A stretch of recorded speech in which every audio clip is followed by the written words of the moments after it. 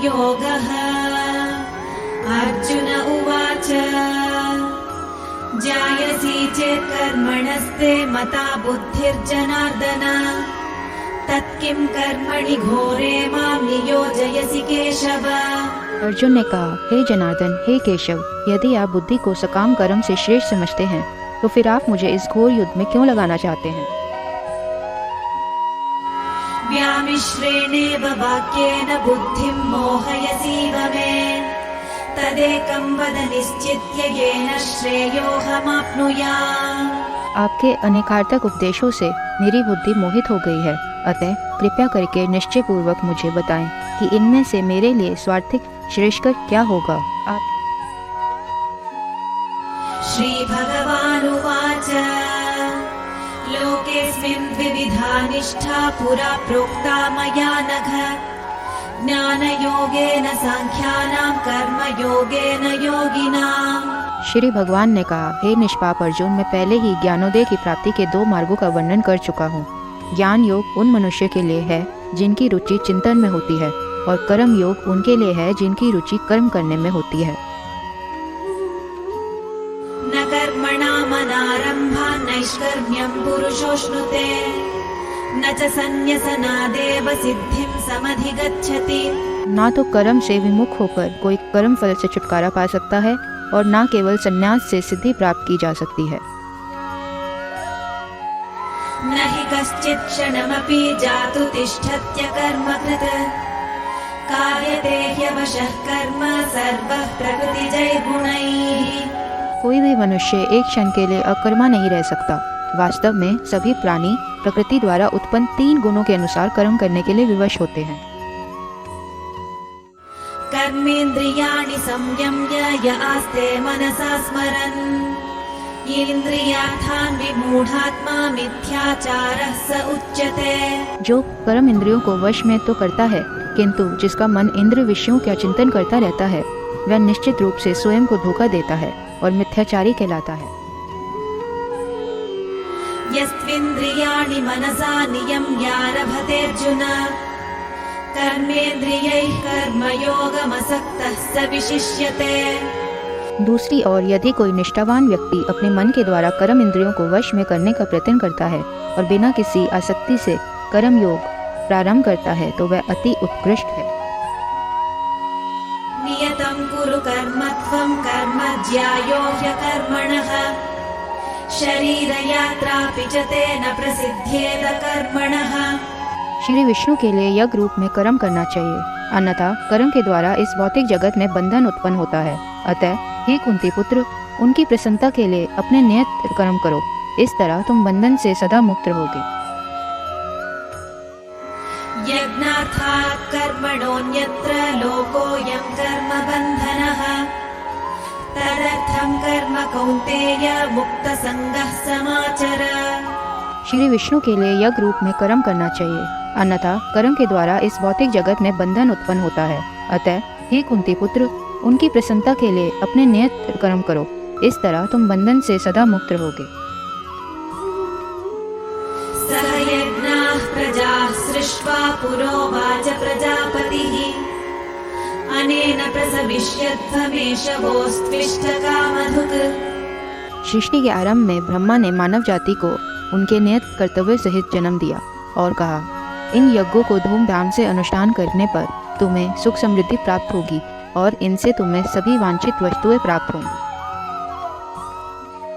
देवान् भावयतानेन ते देवा भावयन्तु वः परस्परं भावयन्तः श्रेयः परमवाप्स्यथ। तुम्हारे द्वारा संपन्न किए गए यज्ञों से देवता प्रसन्न होंगे और मनुष्य और देवताओं के मध्य से योग के परिणाम स्वरूप सभी को सुख समृद्धि प्राप्त होगी। इष्टान् भोगान् हि वो देवा दास्यन्ते यज्ञभाविताः तैर्दत्तानप्रदायैभ्यो यो भुङ्क्तेस्तेन एव सः। तुम्हारे द्वारा संपन्न यज्ञों से प्रसन्न होकर देवता जीवन निर्वाह के लिए वांछित आवश्यक वस्तुएं प्रदान करेंगे, किंतु जो प्राप्त उपहारों को उनके अर्पित किए बिना भोगते हैं वे वास्तव में चोर हैं। यज्ञशिष्टाशिनः सन्तो मुच्यन्ते सर्वकिल्बिषैः भुञ्जते ते त्वघं पापा ये पचन्त्यात्मकारणात्। आध्यात्मिक मनोवती वाले जो भक्त पहले यज्ञ में अर्पित करने के पश्चात भोजन ग्रहण करते हैं वे सभी प्रकार के पापों से मुक्त हो जाते हैं, किंतु जो अपनी इंद्रियां तृप्ति के लिए भोजन बनाते हैं वे वास्तव में पाप अर्जित करते हैं। अन्नात् भवन्ति भूतानि पर्जन्यादन्न संभवः। यज्ञात् भवति पर्जन्यो यज्ञः कर्म समुद्भवः। सारे प्राणी अन्न पर आश्रित हैं जो वर्षा से उत्पन्न होती है। वर्षा यज्ञ संपन्न करने से होती है और यज्ञ नियत कर्मों से उत्पन्न होता है। कर्म ब्रह्मोद्भवं विद्धि ब्रह्माक्षर समुद्भवम्। तस्मात् सर्वगतं ब्रह्म नित्यं यज्ञे प्रतिष्ठितम्। वेदों में सभी जीवों के लिए कर्म निश्चित किए गए हैं और वेद पर ब्रह्मा भगवान से प्रकट हुए हैं। परिमाण स्वरूप स्वर व्यापक भगवान सभी यज्ञ कर्मों में नित्य व्याप्त रहते हैं। एवं प्रवर्तितं चक्रं नानुवर्तयति हयः। अघायुरिन्द्रियारामो मोघं पार्थ स जीवति। हे पार्थ, जो मनुष्य वेदों द्वारा स्थापित यज्ञ कर्म के चक्र का पालन करने के अपने दायित्व का निर्वहन नहीं करते वे पाप अर्जित करते हैं। वे केवल अपनी इंद्रियों की तृप्ति के लिए जीवित रहते हैं। वास्तव में उनका जीवन व्यर्थ ही है। यस्त्वात्मरतिरेव स्यादात्मतृप्तश्च मानवः। आत्मन्येव च सन्तुष्टस्तस्य कार्यं न विद्यते। किंतु जो व्यक्ति आत्मा में ही आनंद लेता है और जो अपने में ही पूर्णतः संतुष्ट रहता है उसके लिए कुछ करणीय कर्तव्य नहीं होता, माने उनके लिए कोई नित्य कर्तव्य नहीं होता। नैव तस्य कृतेनार्थो न कृतेनेह कश्चन। न चास्य सर्वभूतेषु कश्चिदर्थव्यपाश्रयः।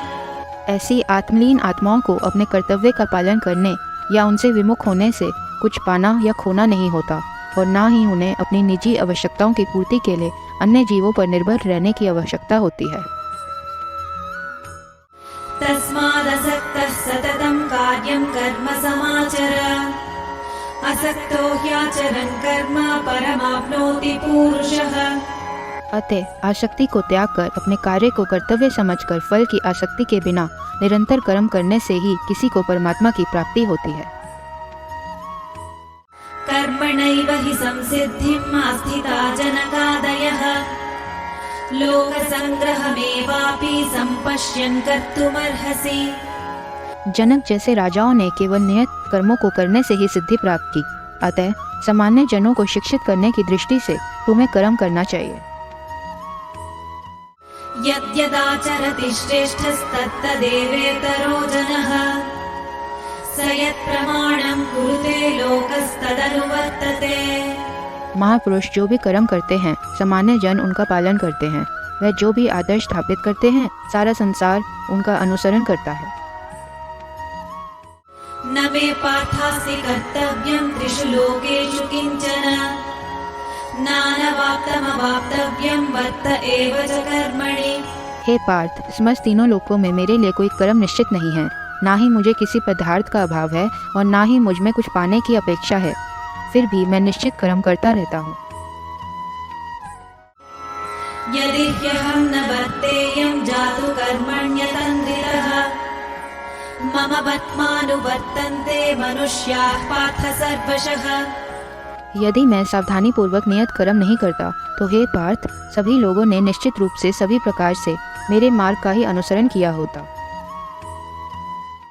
उत्सीदेयुरिमे लोका न कुर्यां कर्म चेदहम्।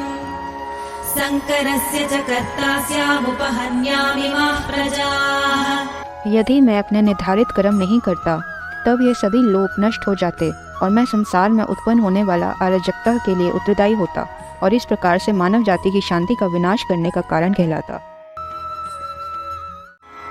सक्ताः कर्मण्य विद्वांसो यथा कुर्वन्ति भारत। कुर्याद् विद्वांस तथा सक्तश्चिकीर्षुर्लोकसंग्रहम्। जिस प्रकार अज्ञानी जन फल की आसक्ति से कार्य करते हैं उसी तरह विद्वान जनों को चाहिए कि वे लोगों को उचित पथ पर ले जाने के लिए अनासक्त रहकर कार्य करें। न बुद्धिभेदं जनयेदज्ञानां कर्मसङ्गिनाम् जोषयेत् सर्वकर्माणि विद्वान् युक्तः समाचरन्। ज्ञानवान मनुष्य को चाहिए कि वह अज्ञानी लोगों को, जिनकी आसक्ति सकाम कर्म करने में रहती है, उन्हें कर्म करने से रोककर उनकी बुद्धि में मतभेद उत्पन्न न करे, अपितु स्वयं ज्ञान युक्त होकर अपने कार्य करते हुए उन अज्ञानी लोगों को भी अपने नियत कर्म करने के लिए प्रेरित करना चाहिए। प्रकृतेः क्रियमाणानि गुणैः कर्माणि सर्वशः अहंकार विमूढात्मा कर्ताहमिति मन्यते। जीवात्मा अहंकार के प्रभाव से मोहग्रस्त होकर अपने आप को समस्त कर्मों का कर्ता मान बैठता है, जबकि वास्तव में वे प्रकृति के 3 गुणों द्वारा संपन्न किए जाते हैं।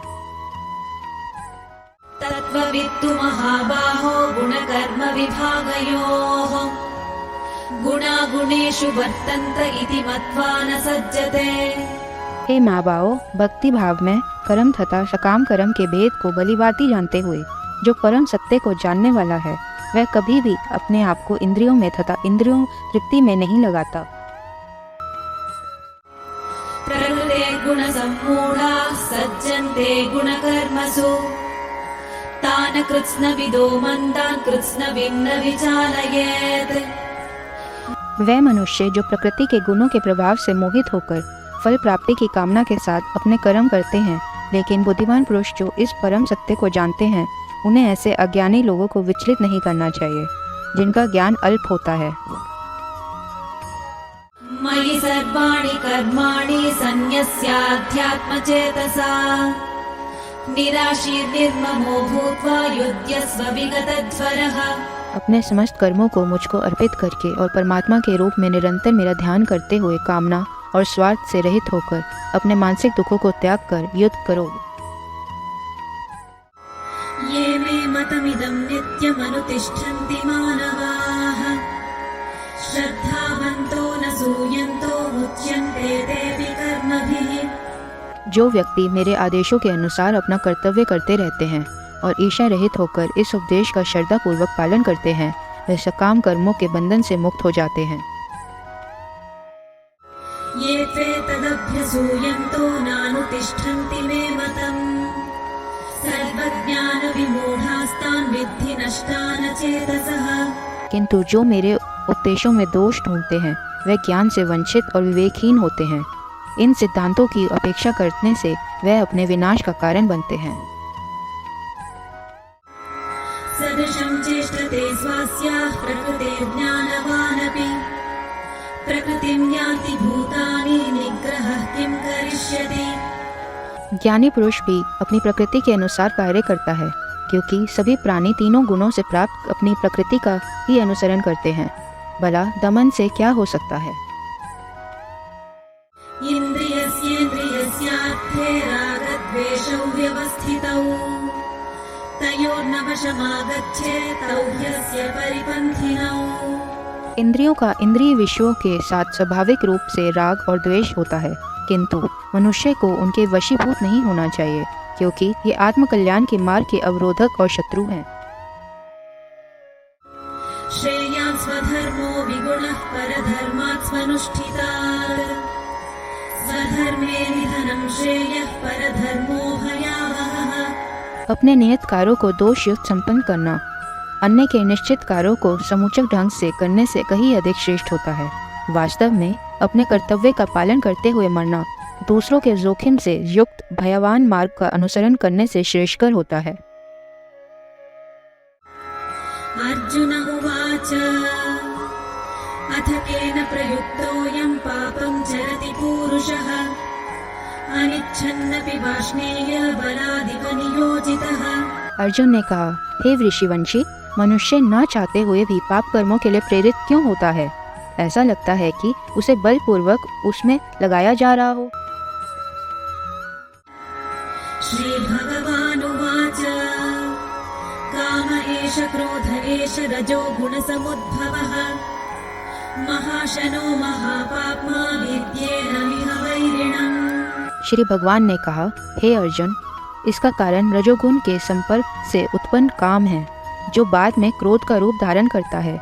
और जो इस संसार का स्वरभक्षी पापी शत्रु है।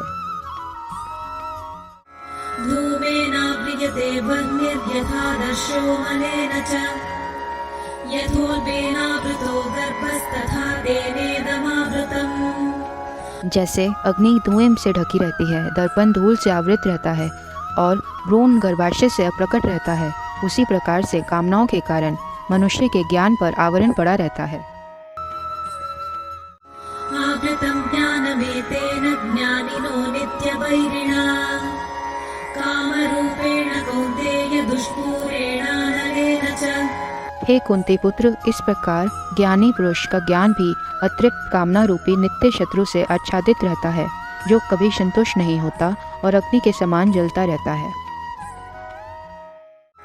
इंद्रियाणि मनोबुद्धिर्नस्याधिष्ठानमुच्यते एतैर्विमोहयत्येष ज्ञानमावृत्य देहिनम्।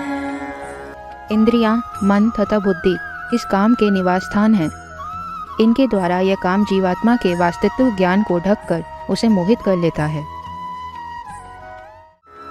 तस्मात् त्वमिन्द्रियाण्यादौ नियम्य भरतर्षभ पाप्मानं प्रजहिह्येनं ज्ञानविज्ञाननाशनम्। इसलिए हे भरतवंशियों में श्रेष्ठ, प्रारंभ से ही इन इंद्रियों को निरंतर मन रखकर कामना रूपी शत्रु का वध कर डालो, जो पाप का मूर्त रूप तथा ज्ञान और आत्मबोध का विनाशक है। इंद्रियाणि पराण्याहुरिन्द्रियेभ्यः परं मनः मनसस्तु परा बुद्धिर्यो बुद्धेः परतस्तु सः। इंद्रियां स्थूल शरीर से श्रेष्ठ हैं और इंद्रियों से उत्तम मन, मन से श्रेष्ठ बुद्धि और आत्मा बुद्धि से भी परे है। एवं बुद्धेः परं बुद्ध्वा संस्तभ्यात्मानमात्मना जहि शत्रुं महाबाहो कामरूपं दुरासदम्। इस प्रकार हे माँ बाऊ, आत्मा को लौकिक बुद्धि से श्रेष्ठ जानकर अपनी इंद्रियां, मन और बुद्धि पर संयम रखो और आत्मज्ञान द्वारा काम रूपी दुर्जय शत्रु का दमन करो।